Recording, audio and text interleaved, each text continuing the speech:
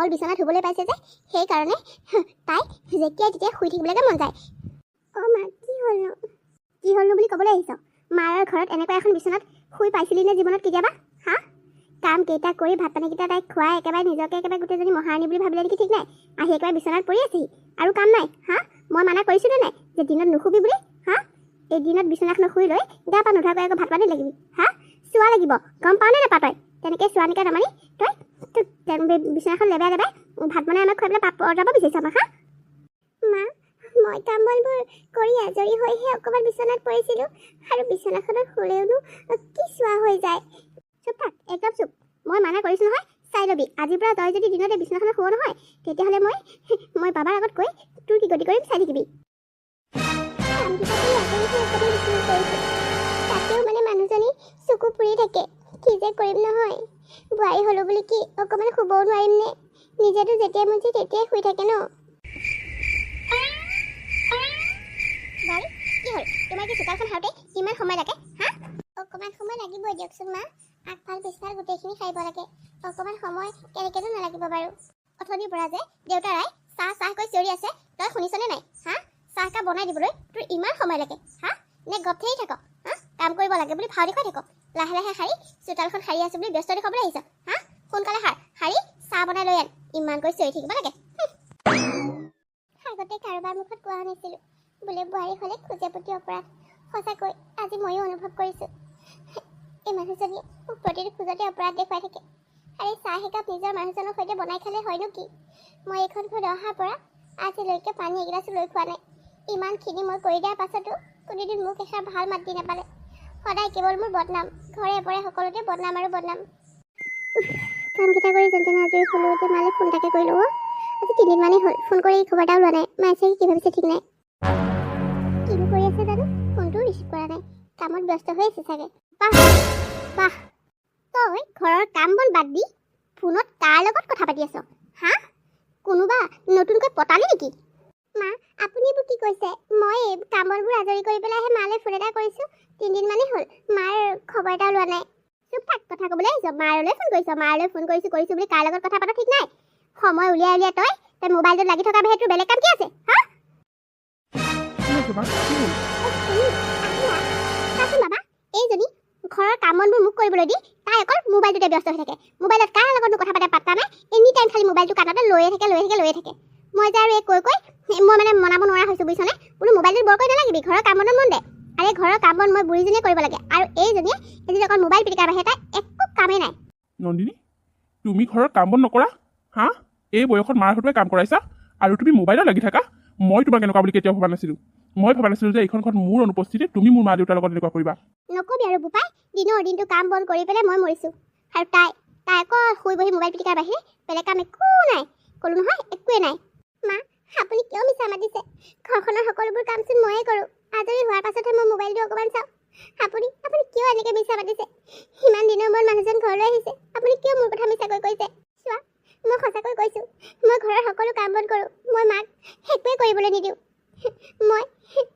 মই বাৰু এই বয়সস্থ মানুহজনী কামত লগাই কিয় নিজে শুই বহি থাকিম কোৱাচোন? তুমি জানো মোক নাজানা? প্লিজ তুমি মোক ভুল নুবুজিবা। তাৰমানে মই মিছা কৈছোঁ? হা, তাৰমানে মই মিছা কৈছোঁ? মোৰ মায়ে কেতিয়াও মিছা কথা নকয়। তুমি মোবাইলত লাগিলে কেনেকুৱা মই ভালদৰে জানো।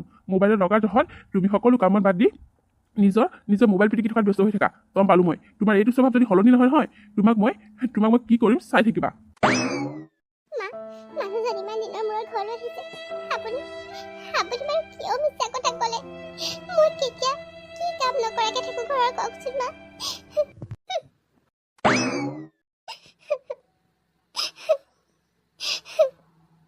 ইমান দিনৰ মূৰত মানুহজন ঘৰলৈ আহিছে, তেওঁৰ পৰা এষাৰ মিঠা মাত শুনাত যায় মাকৰ কথা শুনি মোক এনেকৈ ক'লে। মায়ে বাৰু মোৰ কথা কিয় মিছাকৈ ক'ব লাগে? গোটেই ঘৰখনৰ কাম বন কৰি ভাতে পানীয়ে বনাই তেওঁলোকৰ মুখৰ আগত দিওঁ। তেওঁৰ পেটিকোটৰ পৰ্যন্ত ধুওঁ মই। তথাপিতো মোৰ কিয় বদনাম গালে? কিয় মোক ইমান বেয়া পায়? মোক বেয়া পোৱাৰ কাৰণে মোৰ এনেকৈ বদনাম গাই ফুৰিব লাগেনে? গাঁওখনৰ এঘৰ মানুহ নাই যাৰ ঘৰত নেকি মোৰ কথা বদনাম নোগোৱাকৈ থাকে। আৰে কি পায় বাৰু? এতিয়া নিজৰ ল'ৰাটো ইমান দিনৰ মূৰত ঘৰখনলৈ আহিছে, বোৱাৰীয়েকৰ লগত শান্তিৰে থকাতকৈ আমাৰ দুটাৰ মাজত দূৰত্ব বঢ়াই দিলে, কাজিয়া লগাই দিলে। হেৰা, কি হ'ল? তুমি এনেকৈ বাহিৰত ৰৈ আছাহি যে? আৰু কি কৰিব লাগে হা? তোমাৰ কৰ্মকাণ্ডৰ বাবে মই মোৰ মা দেউতাৰ আগত লাজ পাইছোঁ। তুমি তুমি কি কৰিবলৈ দি থৈ গৈছিলোঁ, কি কৰিলা হা? তুমি মোক বিশ্বাস কৰা, মই ঘৰখনৰ সকলো কাম বন কৰি মা আৰু দেউতাক ভাতে পানী সকলোবোৰ সন্মুখত দিওঁ। মায়েতো মোক মিছাকৈ কৈছে, নাজানো কিয় মায়ে মোক দেখিব নোৱাৰে, যাৰ বাবে মায়ে মোৰ কথা এনেকৈ মিছাকৈ কৈছে। তুমিতো মোক বিশ্বাস কৰা। হ'ব দিয়া, মাক মই ভালদৰে জানো। তুমি তুমি একো নকৰাকৈ থকাৰ কাৰণে মায়ে মোক এনেকৈ ক'বলৈ পাইছে, নহ'লে মায়ে কেতিয়াও মিছা কথা নকয়।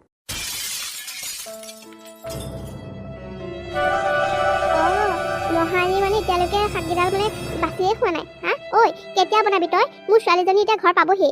অত দিনৰ মূৰত ছোৱালীজনী হোষ্টেলৰ পৰা আহিব। সোনকালে ভাত পানীকেইটা বনাই আজৰি কৰি থ'বলৈ ক'লোঁ। তাই পিটিকি আছে। মা, বাকীবোৰ সকলো হ'ল। আপুনি আকৌ শাককেইডাল বনাবলৈ কোৱাৰ কাৰণে মই ভালদৰে শাককেইডাল চাই লৈছোঁ। কিবা কিবি লাগি আছে নেকি? হ'ব জল্দি কৰ। ছোৱালীজনী আহি পোৱাৰ লগে লগে ইটোৰ পিছত সিটো খোৱাৰ যোগান ধৰিবি। মোৰ ছোৱালীজনী কিমান দিনৰ মূৰত ঘৰলৈ আহিছে। হোষ্টেলত থাকি থাকি কি খাদ্য খাবলৈ পাইছে ঠিক নাই। যা জল্দি কৰ। এই ঘৰখনত মানুহৰ কি কম আছিল, যিয়ে মোক কথা নুশুনাকৈ থাকিব পাৰিছিল। এতিয়া আকৌ ভণ্টি আহিব, তাই বা কি ৰূপ দেখুৱাইহি। মা, অ' মা, ছোৱালীজনী পালেহি। দেহি গোটেইজনী নাখাই নব শুকাই খিনাই আহিছে। হ'ব দিয়া মা, ইমান সময় আহি মাকৈ চিঞৰি আছো, তোমাৰ কোনো খবৰেই নাই। জীয়েৰে অহাৰ কাৰণে চাগে বেয়াহে পাইছা। তেনেকৈনো কিয় কত আহিবি বুলি ৰাতিপুৱাৰ পৰা কিমান যে কামত ব্যস্ত। খোৱা বোৱা বনোৱাৰ পৰা ধৰি লওক সকলোবোৰ কৰিছো নহয়, সেইকাৰণেহে। কি কোৱা? তুমি বনাইছা? আৰে বৌয়ে কি একো নবনাই নেকি? বৌয়ে নবনাকৈ তোমাক বনাবলৈ দিছে? নকবি আৰু বুজিছ, নামতহে ককাইৰে বিয়া পাতি আনিলে, কিন্তু কামত একো নাই। মোবাইলটো পিটিকি থকাৰ বাহিৰে একো কাম নাই। সকলোবোৰ মইহে কৰিব লাগে। কি কোৱা? আকৌ ভণ্টি পালোহি দিয়া বৌ। হ'ব যা, তই এতিয়া পালেহি নে নাই পোৱাহে সুধি টাইম লছ কৰি থাকিব নালাগে। যা, ছোৱালীজনীৰ কাৰণে জুচ এগিলাচ বনাই আনগৈ। যা, তাৰপিছত বাকী খোৱা বোৱাবোৰ ৰেডি কৰগৈ। হ'ব দিয়ক মা। ভণ্টি আহা, তুমি ফ্ৰেছ হৈ লোৱাহি। হ'ব যা, তাই যাব নহয়। ছোৱালীজনী আহি পাইছেহি, সুখৰ দুখৰ খবৰ এটা লৈছোঁ। তাইহে আকৌ একেবাৰে ওপৰত থৈ সেই কথা ক'বলৈ আহিছে। নহয় মানে মা, ভণ্টি ইমান দূৰৰ পৰা আহিছে, অলপ ফ্ৰেছ হৈ ল'লে ভাল লাগিব। ভণ্টিটো অলপমান দিন এনেও থাকিব, গতিকে আপুনি মনৰ কথাবোৰ পাতিবলৈ বহুত সময় পাব। হ'ব যা, তুমি শিকাব নালাগে, নিজৰ কামত যা। মা, বৌয়েতো ঠিকেই কৈছে, মই ফ্ৰেছ হৈ লওঁগৈ দেই। তুমিনো কি উলট পালট কথাবোৰ গাই আছা বৌক? তই নাজানো নহয়, এইজনীক অকণমান দম দি তলত নাৰাখিলে মূৰৰ ওপৰত উঠিব, বুজিছ? সেইকাৰণেহে। কি যে কোৱা। হ'ব দিয়া, মই ফ্ৰেছ হৈ লওঁ। তাৰপিছত কি খাবলৈ বনাইছা মোক দিয়া দেই, বহুত ভোক লাগিছে। ইমান দিন হোষ্টেলৰ খানা খাই মোৰ যে অশান্তি লাগিছে। ঘৰৰ ভাত কেইটামান কেতিয়া খাওঁ লাগিয়ে আছে। যোৱা সোনকালে ৰেডি কৰাগৈ। হ'ব দে, মই সকলোবোৰ ৰেডি কৰি থৈছোঁ নহয়, তই চিন্তাই নকৰিবি। মাছ মাংস সকলো বনাইছোঁ। খালি তই খাই ভাল পাওঁ কাৰণে মানিমুনি বুটলি বনাই থৈছোঁ।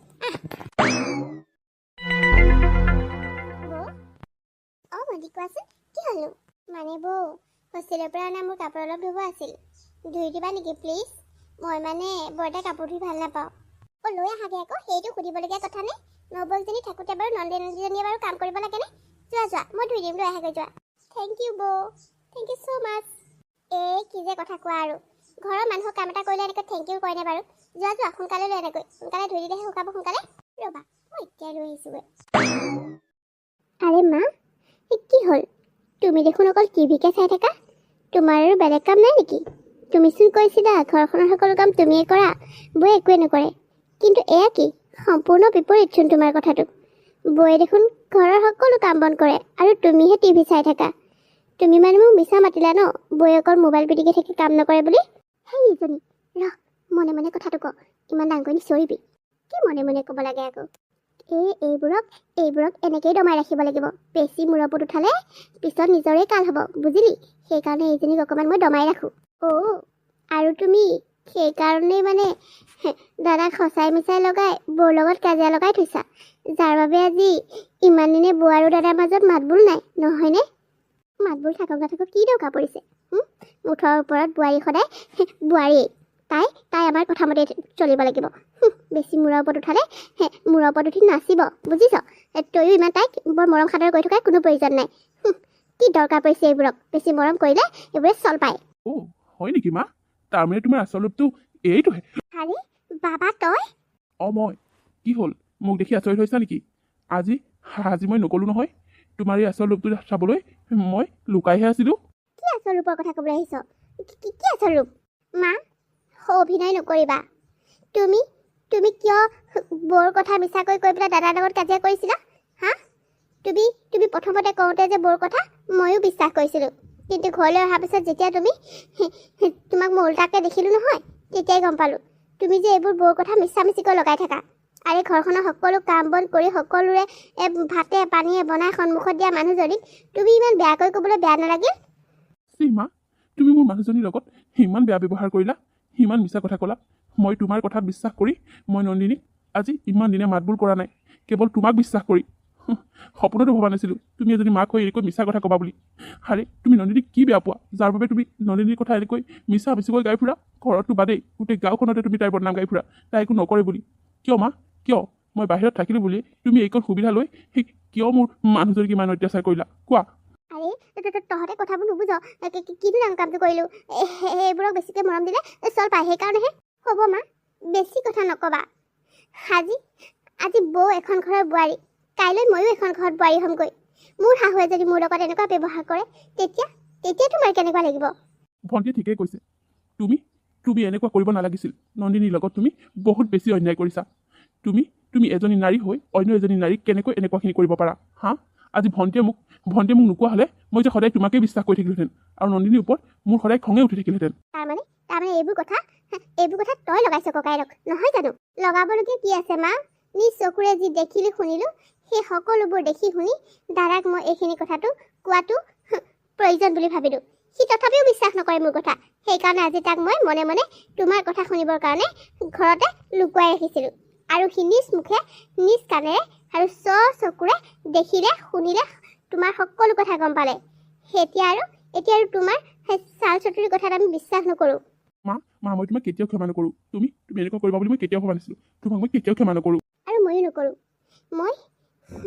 মই আজি এইখন ঘৰত এজনী ছোৱালী হিচাপে আছোঁ কিমান সুখত আছোঁ কিন্তু কাইলৈ এখন ঘৰত গৈ সকলোখিনি কৰি দিয়াৰ পাছত যদি মোৰ কথা গাঁৱে ভূঞে বদনাম গাই ফুৰে মোৰ নিজৰ মানুহজনৰ লগত যদি কাজিয়া লগাই মাতবোৰ বন্ধ কৰি দিয়ে তেতিয়াহ'লে মই কিমান কষ্ট পাম সেই কথা আজি মই নিজেই বুজিছোঁ গতিকে মই বৰ দুখবোৰ বুজি পাইছোঁ তুমি বহুত ডাঙৰ ভুল কৰিলা মা বহুত ডাঙৰ ভুল মাজনী তই মিছা কোৱা নাই হয় দে আজি তোৰ লগত এনেকুৱাখিনি ঘটনা হ'ব বুলি মনলৈ আহোঁতেই মোৰ মনটো বুকুখন কিবা খুন্দা মাৰি ধৰিছে আজি মই নিজে বোৱাৰীজনীৰ লগত ইমান বেয়া ব্যৱহাৰ কৰি আছোঁ কিন্তু কাইলৈ যদি তোৰ লগত এনেকুৱা হয় মই কেতিয়াও সহ্য কৰিব নোৱাৰিম হয় মোৰ ডাঙৰ ভুল হৈ গ'ল মোক ক্ষমা কৰি দে তহঁতে মোক ক্ষমা কৰি দে মা তুমি যদি সঁচাকৈ ভাবিছা যে তুমি ভুল কৰিছা তেতিয়াহ'লে তুমি বৌৰ ওচৰত ক্ষমা খোজা আৰু শুনা লোকৰ ঘৰৰ পৰা ছোৱালী এজনী আনিলে বুলিয়ে তাইয়ে যি কিবা কৰিব লাগিব তেনেকুৱা কোনো কথা নহয় তুমি এতিয়া সুস্থ হৈ আছা দুই এখন কাম কৰিলে তোমাৰ গাটো ভাল হৈ থাকিব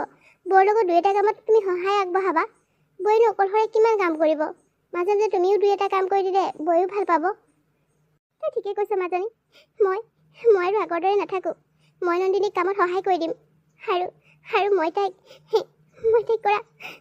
কৰা অন্যায়ৰ বাবে তাইৰ ওচৰত ক্ষমা খুজিম নন্দিনী নন্দিনী বোৱাৰী এইফালে আছোন মা মোক মাতিছিলে নন্দিনী তুমি মোক ক্ষমা কৰি দিয়া নন্দিনী তুমি মোক ক্ষমা কৰি দিয়া আৰে মা আপুনিবোৰ কি কৈছে আপুনি মোতকৈ ডাঙৰ কিয় আপুনি মোৰ পৰা ক্ষমা বিচাৰিছে নন্দিনী তোমাৰ লগত ইমান দিনে মই বহুত বেছি অন্যায় কৰিলোঁ তুমি মোক ক্ষমা কৰি দিয়া তুমি ঘৰখনৰ সকলো কাম কৰাৰ পিছতো মই ল'ৰাটোৰ আগত একো কামেই নকৰা বুলি ক'লোঁ সিনো ক'ত জানিব সি হ'ল বাহিৰত থকা ল'ৰা কেইদিনমানৰ মূৰে ঘৰলৈ আহি থাকে সেই এদিন দুদিনমানো শিকি গম পাব সেইটোকে সুবিধা লৈ মই তোমাৰ ওপৰত দুখ জাপি দিছিলোঁ মা আপুনি কিয় এনেকুৱা কৰিছিল মই নাজানো কিন্তু সঁচাকৈ কৈছোঁ মই এইখন ঘৰত কাম ল'ম বুলি আহিছোঁ কাজিয়া কৰিম বুলি অহা নাই মোৰ মা দেউতাই তেনেকুৱা শিক্ষাও দিয়া নাই সেয়েহে মই আপুনি যিমান যি কৰিলোঁ একো নোকোৱাকৈ সকলো কৰি গৈছিলোঁ মই আটাইতকৈ দুখ পাইছিলোঁ মোৰ মানুহজনক লৈ মই ইমানকৈ কোৱাৰ পিছতো মোক বিশ্বাস নকৰিলে কিন্তু তুমি আজি সকলো গম পালা এতিয়া অন্ততঃ তুমি মোক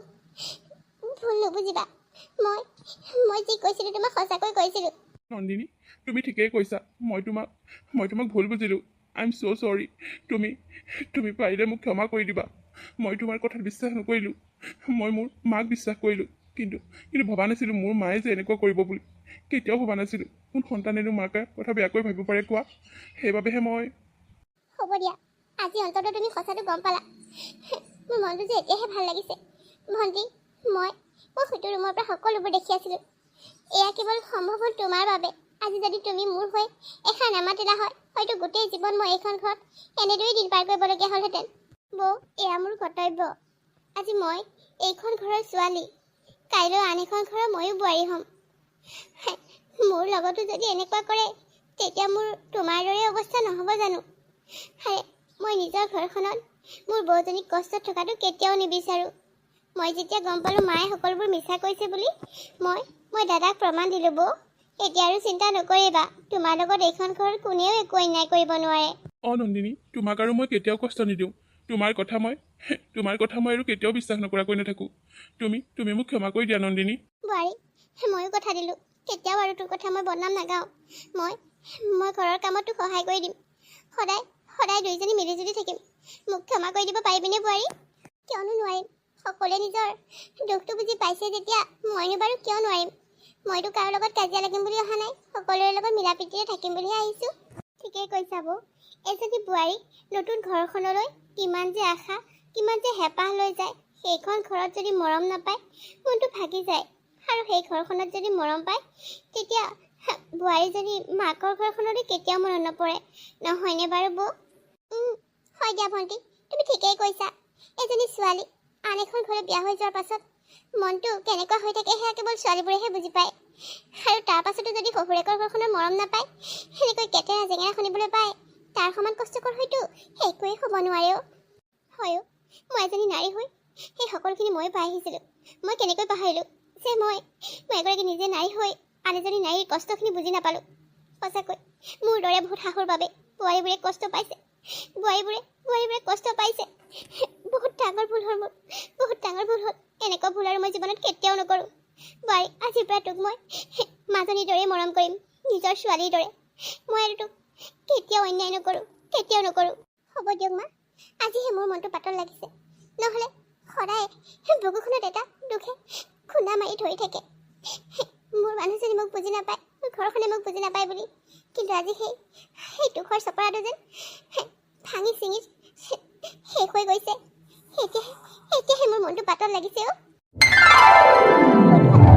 আজিৰ কাহিনীটো ইমানতে শেষ হ'ল। আপোনালোকে বাৰু আজিৰ কাহিনীটো চাই কেনেকুৱা পালে? যদিহে ভাল পালে তেতিয়াহ'লে লাইক কৰিব, কমেণ্ট কৰিব আৰু আপোনালোকৰ বন্ধুবৰ্গৰ লগত ভিডিঅ'টি শ্বেয়াৰ কৰিব। পুনৰ এটি ধুনীয়া কাহিনীৰ সৈতে আপোনালোকক আকৌ লগ পাম। ধন্যবাদ।